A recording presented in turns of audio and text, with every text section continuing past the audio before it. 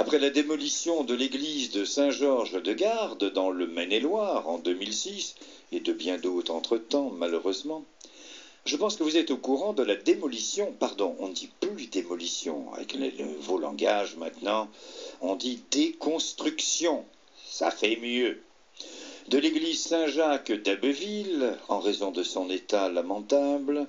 Elle tombait, il y avait des pierres qui pouvaient se détacher. Bon, il fallait une rénovation, comme on dit en russe, une remonte, un remontage. Oui, déconstruction, démolition, bon, vous avez compris.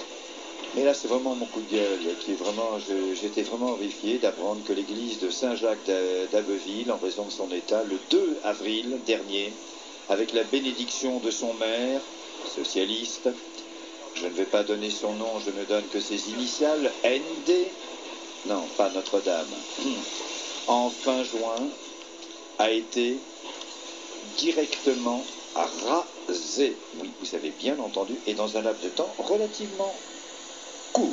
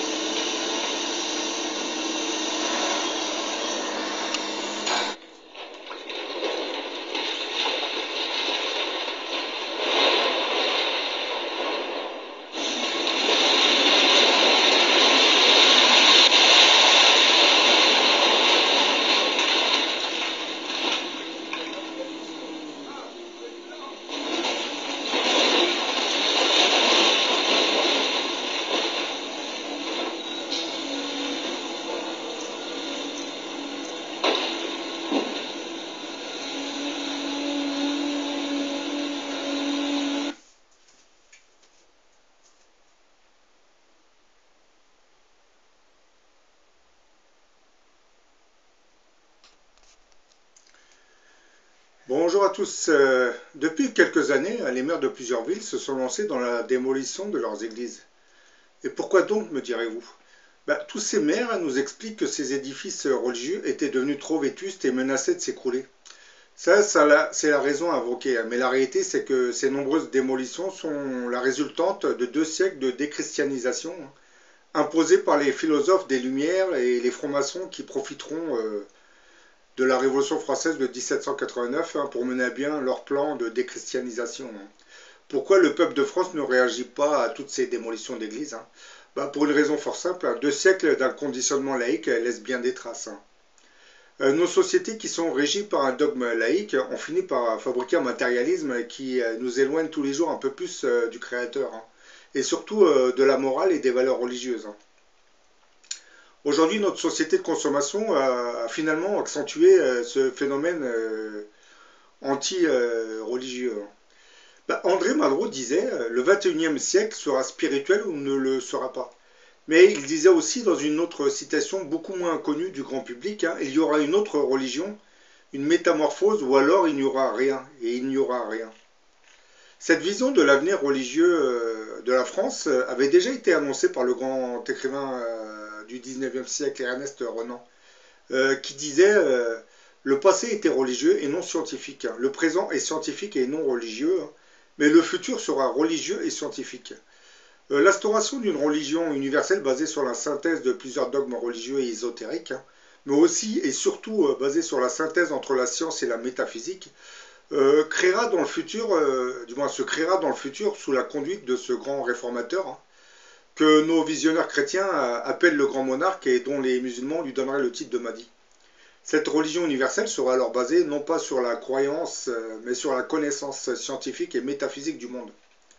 En ordonnant la démolition de tous ces lieux de culte, nos mères laïques pensent accomplir ce dessein maléfique qui avait commencé pendant la Révolution française de 1789 et qui s'était concrétisé par la déchristianisation de la France. Ils n'ont pas encore compris qu'en fait, ils ne faisaient qu'obéir au dessein de Dieu qui prépare l'avènement d'une religion universelle.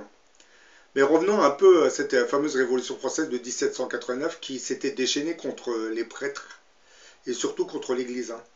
La Révolution française de 1789 était une révolte contre l'ordre naturel et surnaturel établi par Dieu.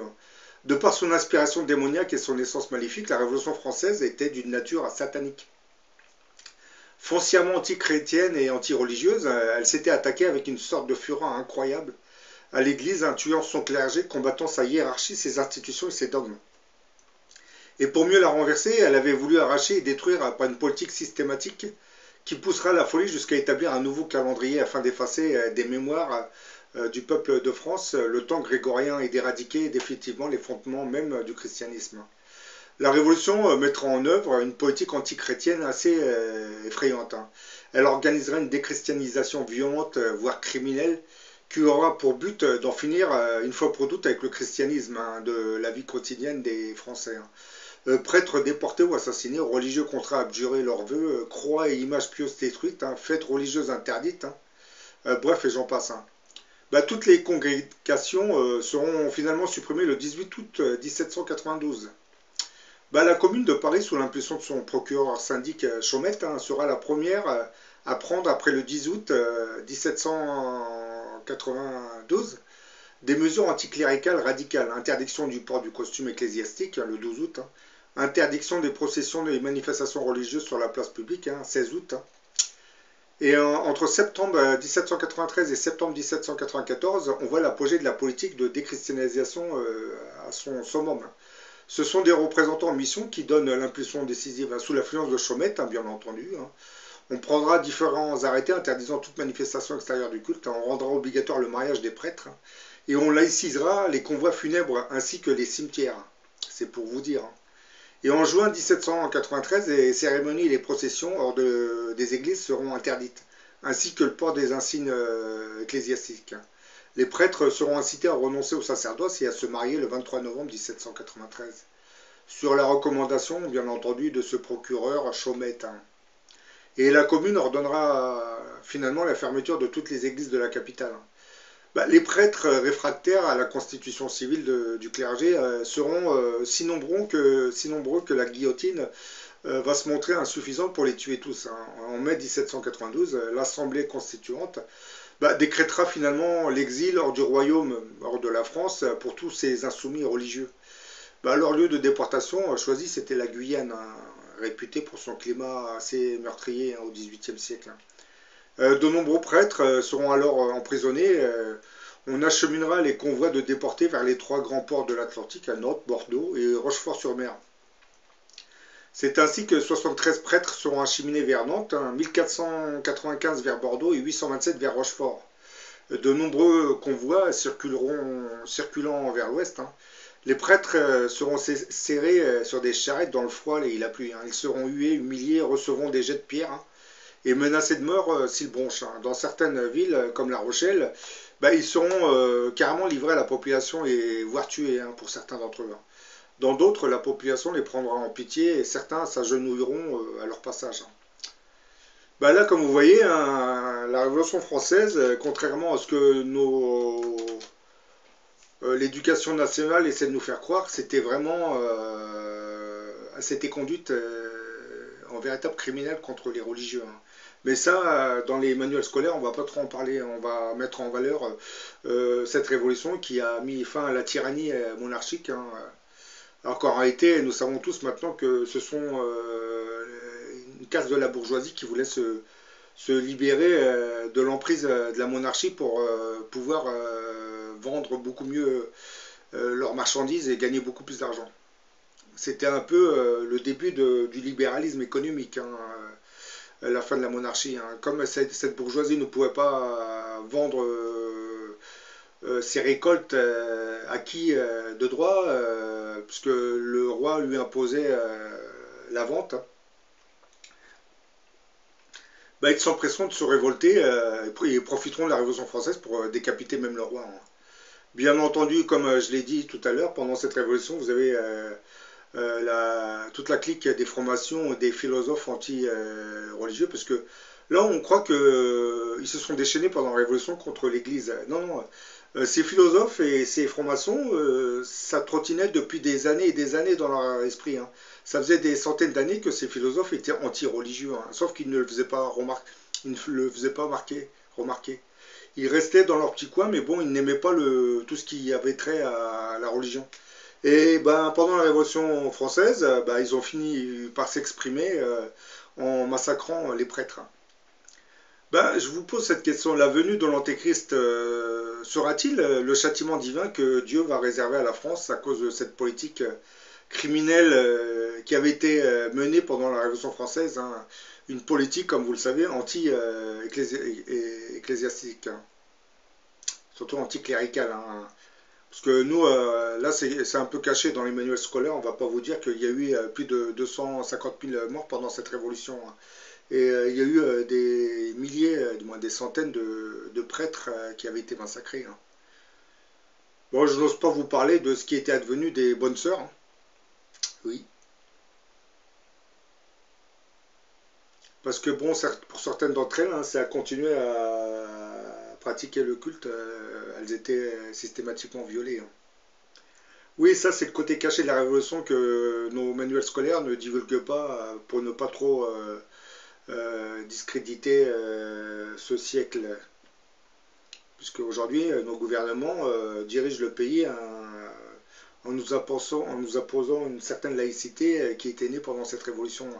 Donc si on commence à discréditer la conduite de cette révolution, c'est-à-dire la conduite, ce qui s'était passé pendant cette révolution, bah, déjà les gens vont commencer à se poser des questions sur ce dogme laïque qu'on nous impose, qui serait né de main criminelle, hein, faut l'avouer quand même.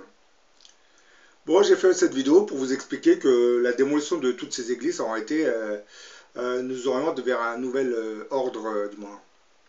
Nous oriente progressivement vers une nouvelle religion dite universelle. Hein.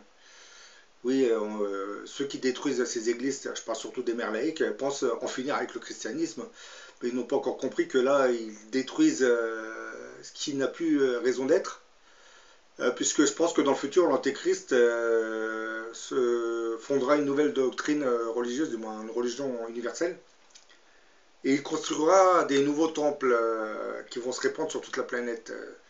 Les temples qu'il construira, je pense que il y a un peu une sorte d'empreinte atlante. Hein. C'est des temples qui auront des apparences de pyramides. Oui, c'est étrange. Mais j'ai déjà dit ça dans une autre vidéo. Je pense que ça sera pas tout à fait ça sera un temple où les gens pourront venir prier, mais tout autour c'est un complexe. Ces lieux de culte, les lieux de culte de l'Antéchrist seront des complexes religieux où plusieurs milliers de personnes travailleront. Je pense, j'avais expliqué qu'il y aurait des bibliothèques, hein, des écoles, des appartements, voire des bâtiments où on travaillerait sur certains black programmes. Hein. Oui, tout ça, ce sont des complexes. En gros, cet antéchrist va commencer à créer des sortes de petites communautés dans ces centres. Et par la suite, ces communautés vont se répandre de plus en plus. Je pense qu'il y aura même un nouveau système de monétisation beaucoup plus juste que celui que nous connaissons actuellement. Bon, j'en ai fini pour cette vidéo et je vous dis à la prochaine pour une autre vidéo.